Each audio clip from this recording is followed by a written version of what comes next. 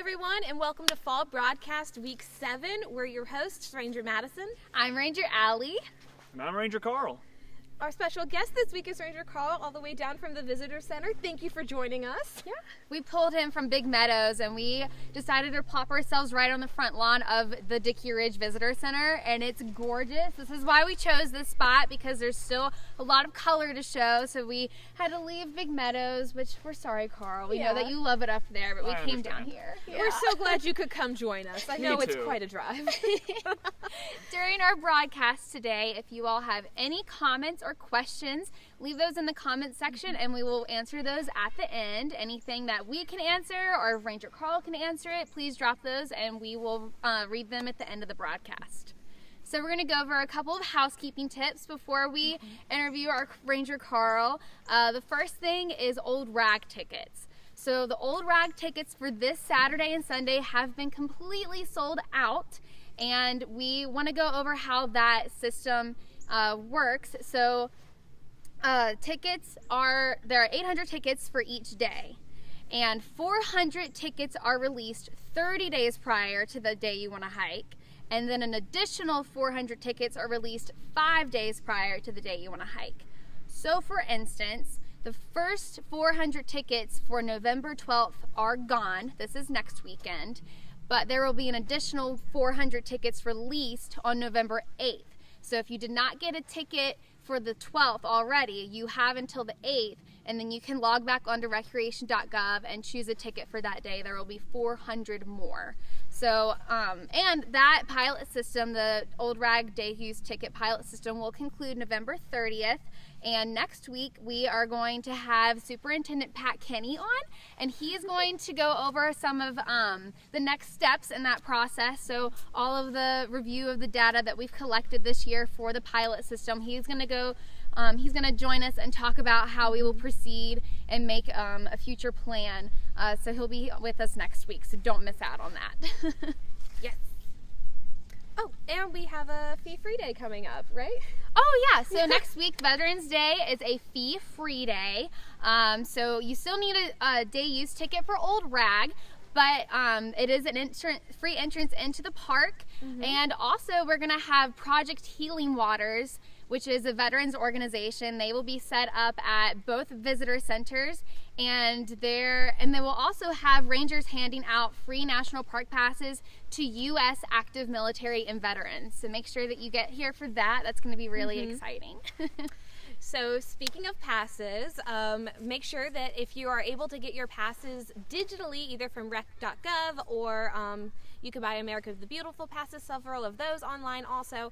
So I just highly recommend that if you're able to get your passes digitally before you come, that's a great way to expedite your entrance. At Thornton Gap and Front Royal Entrance Station, there are specific pass-only entrance stations. So you just need to flash your pass and your ID, and they'll let you drive on in. That's on the busy weekends. Yes, busy weekends like we've been having in fall. Also, speaking of busy entrance stations, Front Royal does get a little bit congested around this time. So if you drive up to Front Royal Entrance Station and you see that it's already wrapped around, cars all the way around, the town of Front Royal is really trying to avoid that, and so sometimes they will just redirect you all the way down to Thornton Gap Entrance Station. So if you want to go ahead and kind of avoid that issue, I recommend using a further south entrance station. Thornton Gap is an entrance, and it is about 40 minutes away from Front Royal. So you don't want to be sitting in line at Front Royal and then end up getting redirected 40 minutes south anyway. So if you're noticing that it's already pretty full up there, just keep on going south. 340 is beautiful right now. Yeah. So I promise it won't be a bad drive. It'll still be lovely, and then you can come in a little further south and still get into the park. Yeah, on our way up here, peak check, on our way up here, when we were driving on 340 on our way to Front Royal, because we did come up here, it wasn't too busy yet, we did see lots of colors still. So you've not missed it in the lower elevations. We saw lots and lots of yellows and oranges, I think, were the majority of the colors. I asked Ranger Karl, because he knows this stuff, and because he answers questions all the time at the visitor center, and he told me that a lot of the yellows are coming from the beaches, the beech trees, the poplars, the tulip poplars, and from some of the maples. So there's a lot of yellow and some red still. Still some I think. maples holding Yeah, on. yeah. So there's Absolutely. still tons of color. So come on up here. You haven't missed it yet. Yes. And another way that you can keep an eye on how the color is looking is with our 2 new webcams. So there is the View from the Valley webcam, which is a long 340 looking up at, it goes north, it hits Hawksbill, Stony Man, Skyline area, Big Meadows area, Thornton Gap entrance, and it shows you, it just pans around the valley and gives you an idea of how the color has moved up and down the mountain. Or you can check out Big Meadows live webcam, which now makes stops around the meadow, and so you could possibly watch some wildlife up there. Or the color is a little bit past in Big Meadows, but there's still wildlife, and we're very much looking forward to watching our first snow on it. Yes, I can't wait. All right, so we're gonna now talk to Ranger Karl. We've been ignoring him. Sorry. I don't Sorry, blame Karl. you. Yep. So, Karl, you work at the Visitor Center at Big Meadows. Correct. What has been your fall experience? Well, so of course it was a very, very busy fall at both visitor centers. Of course, me being at Big Meadows, it's more centrally located, so we did see a lot of traffic coming through. Just to put into perspective, of our Ranger programs that we gave throughout October alone, we saw between the 2 visitor center areas over 4,000 people attend our Ranger talks. Wow. And on any given Saturday in October, we averaged 6,000 people coming through both visitor centers. So it was nonstop questions, nonstop directing traffic, and it was certainly well worth it. We did see peak at the higher elevations over at Big Meadow a little bit earlier this year compared to previous years, but as you were saying, we're still seeing a lot of traffic here towards the north part of the park where the elevation is lower, and the visitor center is still answering a lot of questions. Yeah. Oh, speaking of, what was your most favorite question that you heard from a visitor?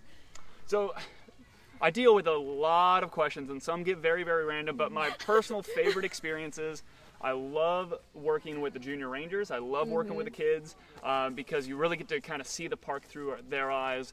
And one that particularly stands out with me is there was a junior ranger I was working with, and I forget exactly what state she was coming from. She wasn't from Virginia, but she said, "Ranger, I have a question. I saw this bird." Okay, great, awesome. It looked like a turkey. Okay, cool. but it sounded like a turkey too. Okay, great. What was it? And I leaned in close. I'm like, well, what bird do you think it was? And she's like, a turkey? I'm like, you're absolutely right. It was a turkey. But just, Looks she like a was turkey. Sounds like blown one. away. She was absolutely blown away that we had turkeys up on the mountain because she wasn't used to this area. So it's Oh my God. just kind of, you never know with the junior rangers, you never know what experience they're going to bring to the table. I love that. Yeah. Oh my gosh, she really figured that out on her own. She, I like yeah, that. she solved the mystery herself. So what was your most asked question, do you think? It depends on if you're asking in person or over phone. So a big Give us part of our both. job, a big part of our job is answering the park phone lines as well. And especially in October, everybody's calling and asking what are the leaves looking like right now. So we have to describe every mile along the drive what trees are in leaf change. So that, of course, was kind of our heaviest phone call question as people plot a trip. But coming into the visitor center, so if you've, of course, been down to Big Meadows, one of our kind of personal favorite hikes in the area and public favorite hikes is going to be down to a waterfall. And everybody comes in and asks, how do I get to the waterfall, the one and only waterfall in the area, as they assume. So it's a lot of trip planning down to that one waterfall, which of course is Dark Hollow Falls. Yeah. So you talked about doing a lot of ranger programs on the weekends. What's your favorite? And why? This is, okay, so I have to give 2 answers. It's my job to talk, so I pull me off screen if you need to. Why we brought him. So, of course, it's easy for me. My background is definitely talking about wildlife. That's what most of my experiences is in, working with the Park Service. So one of my all-time favorite programs to give is our porch talk all about bears. And that's an easy one just because it's really easy to get people excited about bears. Everybody's hoping to have that bear experience. Yeah. And as a ranger, we all take different approaches to talk about our bears. Sometimes we use props, a couple of us sing songs, and it's always a really fun way to get people excited. Now, this past summer was actually really great. We, between both visitor centers, we got back into bringing back a lot of programs that had been on a hiatus the past few years. And one of the ones we brought back to the Big Meadows area is a historic tour of the Civilian Conservation Corps camp that's down there, formerly Camp Fetchner. And that, I absolutely fell in love with that program throughout the season, just because, especially in this area of Virginia, so many people have direct family ties to members of the Civilian Conservation Corps. I would say over 50% of the tours I gave of that program, somebody had a grandfather or a neighbor or an uncle who directly served for the CCC. How So cool. you saw a lot of that personal connection, and that was really, really fascinating. Awesome. Yeah. Oh my Wow. gosh. Yeah, I saw a couple clips of you playing the ukulele. That was during your bear program? Yes, yeah, so me and actually one of my colleagues, cool. Ranger Jonah, shout out to Ranger Jonah, he Yeah. played the guitar during his bear talk, so it's just kind of cool. The great part of my job is we have to give all these walks and talks, but you get to put your own personal flair in it, so however you want to convey that excitement and that information, we get to do. And if you want to see Ranger Karl sing, we actually have a virtual ranger program of him on ukulele. That is true. It's That is true. Detritivore. All about decomposers. All in the about park. decomposers. Yeah, absolutely. That's Yeah. great. So you do a lot of trip planning for people. Yes. But what about for yourself? Describe your perfect day in Shenandoah.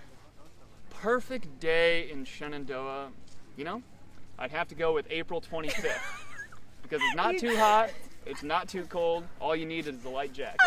Oh my gosh. But For all of you who do not know this reference, that is from Miss Congeniality. And we the only talked movie about that matters.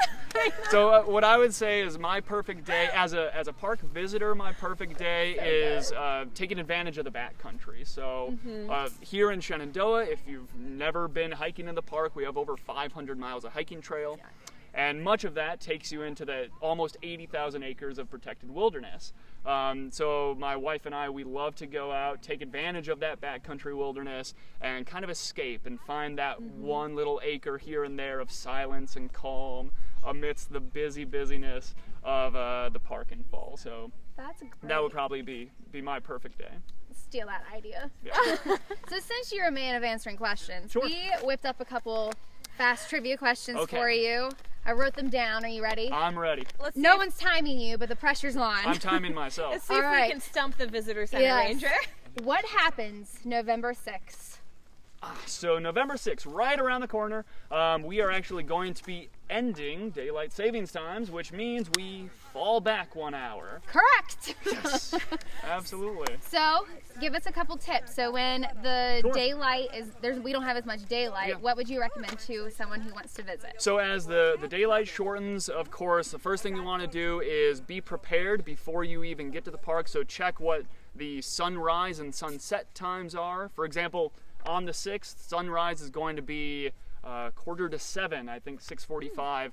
And then sunset is just after 5 o'clock. It's 5:08 on the 6th. So it's going to be getting dark early. Yes. What that means is as you're planning the trip, make sure you know how long you're planning on being out on trails and pack accordingly. Make sure you have flashlights and not just counting your cell phone. Make sure you have extra flashlights, extra batteries, and make sure you wear or bring extra layers to bundle up with. Again, maybe that light jacket, maybe a scarf or even a hat, just because once that sun sets, it gets very chilly up on the mountain this time of year. All right. How many waterfalls are in the park? So this is an answer that changes. Now, based on what's flowing, so there's actually surprisingly over 50, about 55 waterfalls throughout all of Shenandoah National Park. Correct. I had about 50. About 50, yeah. That'll work. Now, not all of them are accessible by trail. There's only about 15 or 16 that are right alongside a trail. But the thing is, all throughout the year, of course, depending on rain, depending on what water activity is doing, that number does fluctuate as some tend to dry up and taper down. Okay. Okay. So in the winter, are waterfalls still a good idea to visit? Why or why not? And what would you do to prepare for a waterfall in the winter? So certainly, even in the winter, the park is accessible and waterfalls are still a big draw. We have a lot of streams. There's actually about 90 rivers in the park that are constantly flowing, which means those waterfalls always have water active on them. Now, in the winter, on those really cold wintry days, you do get ice flows on the waterfalls. You get kind of these frozen falls, which is fascinating to see and photograph. But that also poses a danger. You want to make sure if you are going down onto one of our waterfall hikes to stay on the trail. If you have crampons or really good grip shoes, make sure you have that really, really good grip on your boots, just because it gets icy on those trails. Yeah. I don't have an answer for this one, but we're going to trust you. Where are the bears? I haven't seen one recently. Me neither. So this time of year, the bears are kind of in a transition period. So whether or not they're officially in hibernation, that I'm not so sure. It varies year to year. I would imagine on a nice, mild, kind of warmer fall day that there's still probably some bears active. But they are changing their diet. So all throughout October, November, they're in a time of their lifespan called hyperphagia, and that just translates to overactive eating. It's like me on Thanksgiving Day. Yeah. So what they're doing is they're packing on the pounds, they're fattening up, getting ready for hibernation. But that means to do so, they're actually going to be going out to kind of the more oak tree heavy parts of the park where they can gather acorns, because they're putting on or eating about 20,000 calories a day. I wish I could do that. That might be they easy have it made. some days. They have a great life. Absolutely. That's awesome. Yep. Wow. All right, and then finally, what is the best way to find out information about the park about the park all year round, but what about this winter? What would you suggest? No, that's a great question. So there's a few different ways you can get information on what the park is doing. So first and foremost, even with the changing seasons, the Big Meadows Visitor Center is still going to be open for 5 days a week. Oh, we need to go over hours. Yeah, Excellent. absolutely. Well, I asked you this. So if you're here in person, maybe just simply taking the drive or seeing the park in the snowy time once we get that.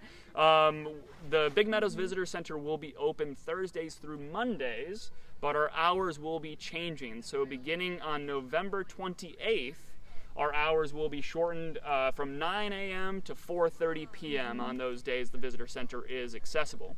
Now, if you are looking for more information outside of coming in, of course, you can do all of your trip planning online right there on our park website. We actually have hiking trail guides. We have, as you were mentioning before, virtual ranger programs.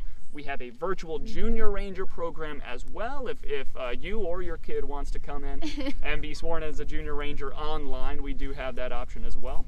But also, in terms of road conditions, as you were saying, we'll be seeing snow at some point. We hope. Fingers crossed we'll actually get a winter up on the mountain. Yeah. But when that happens, of course, you can call our phone line. You can also check on the park social media pages as well. We will update those also, and there is also something we can sign up for. Yes, there is Shenandoah's new alert system. So if you've been paying attention to our broadcasts, we have 2 new alert systems. One is for a campground status and updates, and one of them is for alerts. And alerts is really going to come into play this winter and will tell you Skyline Drive status as well as other conditions that may affect your visit here. So what you're going to want to do is text Shen Alerts, SHEN ALERTS, to 888-777. Normally we're up here with our big signs. I know, we didn't bring a visual aid we today. didn't bring our visual aid. I'm very tempted to pick up a dog, though. Yes, we have an audience today. It has nothing to do with anything. They're just dogs, and I want to touch them. Oh my gosh. And if you opt into this program, we do not see any of your information. We don't retain your numbers, and you can opt out at any time. So all your data is safe. We don't get it. But if you choose to still want to call our phone line, it's the same as it has been. It is 540-999-3500, option 1 for Skyline Drive status this winter. Yep. I think that's all the questions we had for you. You did a very nice job. Thank you. Couldn't stump ya. All right, so we are going to go look at the comments and Facebook and YouTube, see if you have any questions, and we also need Neil might have to unlock the computer. Yeah, we need Neil, our videographer, to be on camera the first time. This guy is the guy who's running all the magic on the other side of the camera screen, and he's unlocking his laptop. Thank you, Neil. All right, let's check out Facebook. If you have any questions, drop them in the comments now. We'll go answer them. Ranger Karl will probably answer them better because this is what he does day to day. Today's my day off. Not my visitor center. Not my... All right, looks like we have a few. Let's see here. We have a thank you. Thank you for thanking. All right. No questions on air. Oh, Ranger Claire, who has not been back with us yet. We'll have to get her back. She just screamed, Neil! We love Neil. Oh, wow. All right, let's switch over to YouTube. If you all are still thinking on Facebook, that's all right. We're still thinking on our end, too. We have to get to the right screens. Yeah, plus Karl covered so many awesome topics. Yeah. I mean, what more could you need to know? There's no more questions. You answered everything. Yeah. 100% of questions answered. I mean, yeah, no questions on YouTube yet. We'll give it some time. There Wonderful. could be a lag. Sometimes that happens. who knows? We might get a question from our Yes. Yeah. Okay. All right. Switch back over to Facebook. We'll give it a couple more. Is there any live webcam for Skyline Drive? So actually, there are a few excuse me. Got too excited. There are some webcams operated by Virginia Department of Transportation. The link for that is on our webcam page. So if you go to Learn About the Park, Photos and Multimedia, and then webcams, and then traffic cams, there are a few about traffic conditions getting into Skyline Drive. And then this winter, I believe Roy, our chief boss of boss is going to do a section of the Big Meadows live cam that pans around the meadow. He'll zoom in on the Skyline Drive, I believe, so you should be able to look at it that way. But there are a few webcams for around Skyline Drive. They just aren't manned by us, but there are links to them on our website.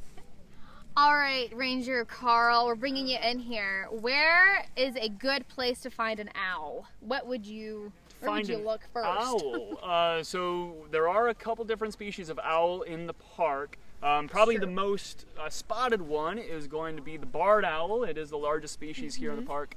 And the thing with barred owls is they like to live in kind of mature, open understory forests. So anywhere with nice old growth in the park.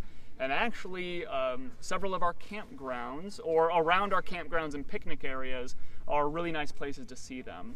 Or, if you don't have any luck seeing them, you could always listen in to see what the barred owl is saying. And a lot of people say that the call of a barred owl sounds like, "Who cooks for you? Who cooks for you all?" So I don't know, if you're listening in by our picnic area in the evening, you might get lucky and have that question asked. All right. Well, I don't see any more questions on Facebook. We'll slip over to YouTube. And if there aren't any there, then we'll wrap things up. Yeah.